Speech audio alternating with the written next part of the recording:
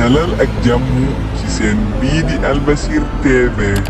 ñi ngi lay ñaan nga abonné ci seen bi te partage vidéo bi. asalaamaaleykum mbokki jullit yi mbokki taalibe yi yéen ñi suivre seen bi di Albasir TV maa ngi leen di nuyu te leen ziyaare baax te di leen dalal jàmm ci seen bi.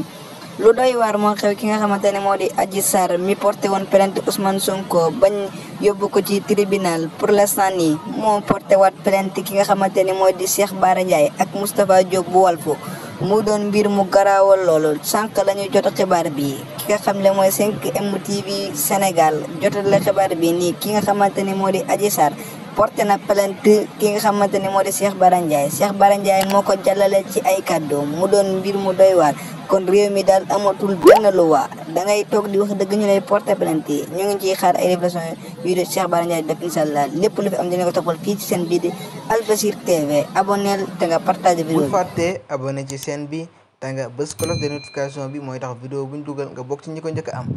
te nga aimé vidéo bi dinañ jàppale bu baax ci liggéey.